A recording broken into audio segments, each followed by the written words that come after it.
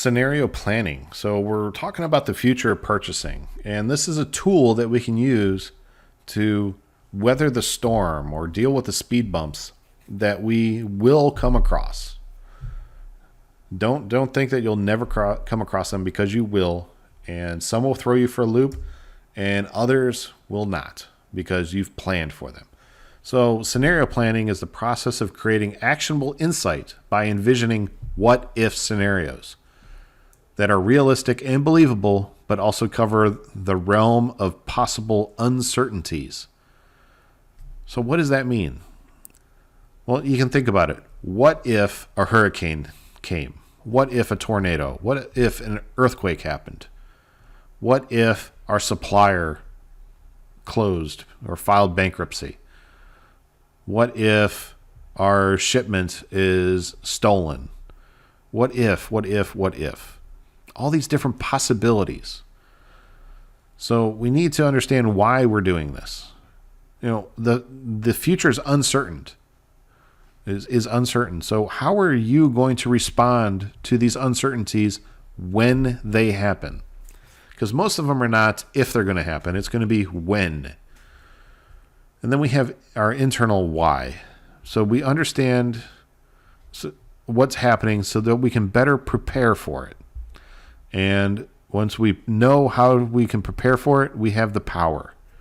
Because if you've never prepared for it, you feel like you're powerless, that you can't do anything. But if you understand it and you prepare ahead of time, you look at it and go, oh, that's no big deal. We're just going to do this. And that right there, that confidence is going to give other people confidence, because you've already planned for this. So you don't need to worry about it, and you can look at it and laugh in the face of danger, or however you want to phrase it, because you know exactly what you're going to do.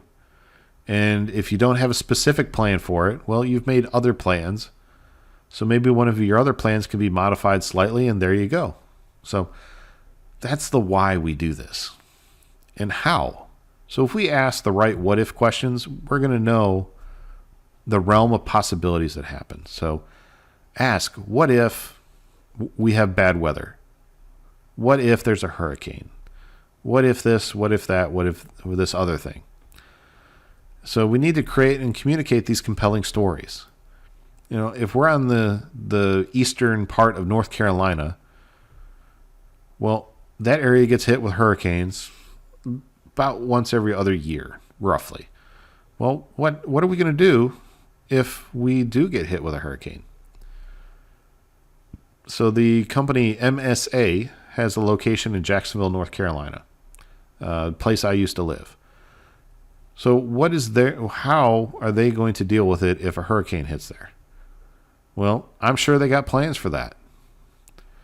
And when we communicate these stories, we tell the people, why we're doing it, what kind of situation we came up with, how we're going to deal with it. And then people have the confidence.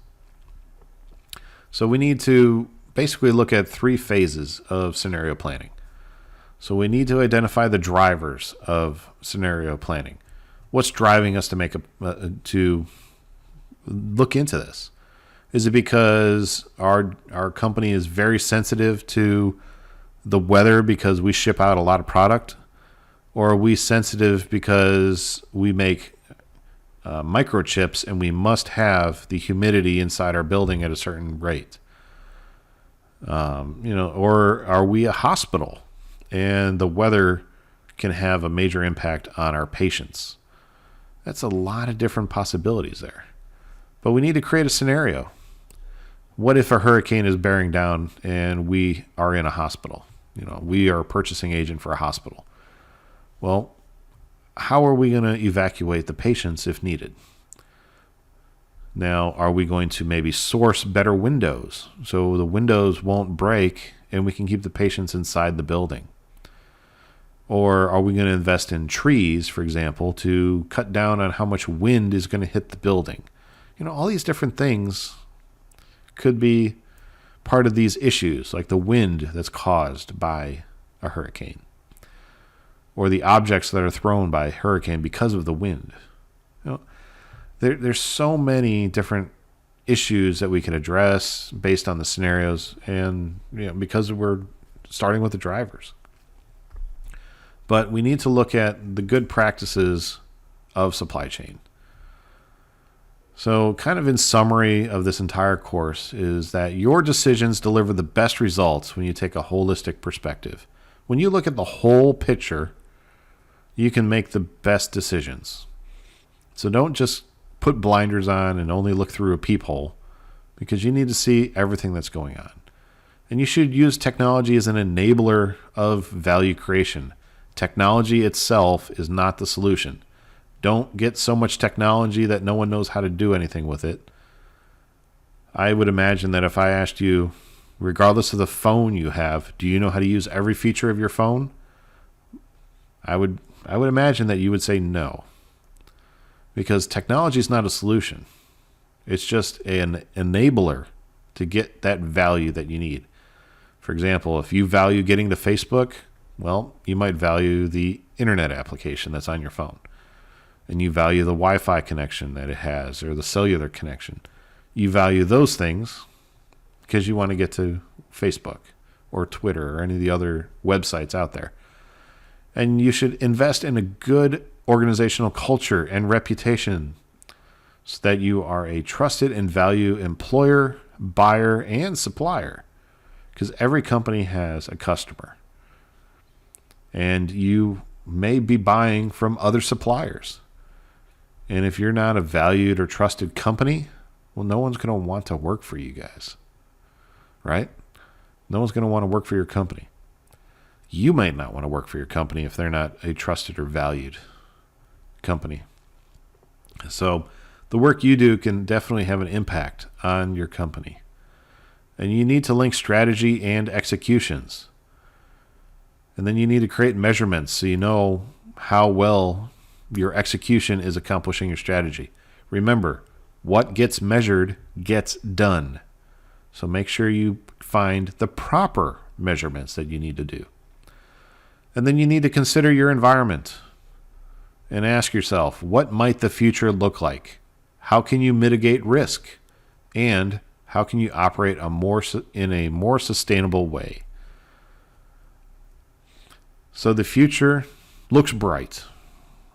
Right now with the world events, it doesn't look bright, but the sun will come up tomorrow. And we will move forward from our current political environment, our current medical environment, and we'll get past this. But how can we mitigate risk? Our political and medical environment that's going on right now in the world. This is July 2020. So how can we mitigate risk out there? Well, we can have our employees work from home, or we can perhaps source a mask for everybody since we have this virus going around. We can invest in hands-free sinks in the bathroom, so that way no one has to touch anything and just wash your hands after using it, or just wash your hands as the CDC is currently recommending every so often. And how can you operate in a more sustainable way? How can you use less? How can you make sure that your company is going to be sustained? That could be through contracts, that could be through the personnel that are there. There's all these different ways. So we need to consider our environment. So this was topic 16. I want you to remember that supply chain is a lifelong journey. And you need to learn to stay relevant in it. And once you learn and continue to learn, one day you'll come back and you'll be teaching somebody that works for you. And then hopefully they continue to learn. And you keep the good practices of supply chain moving forward and forward and forward. So, like I said, this was topic 16. And I hope you enjoyed, thinking about the future of purchasing. Because the future is in your hands. So don't screw it up. Not to put any pressure on you. But I look forward to hearing from you. Let me know what you thought. and you have a wonderful day.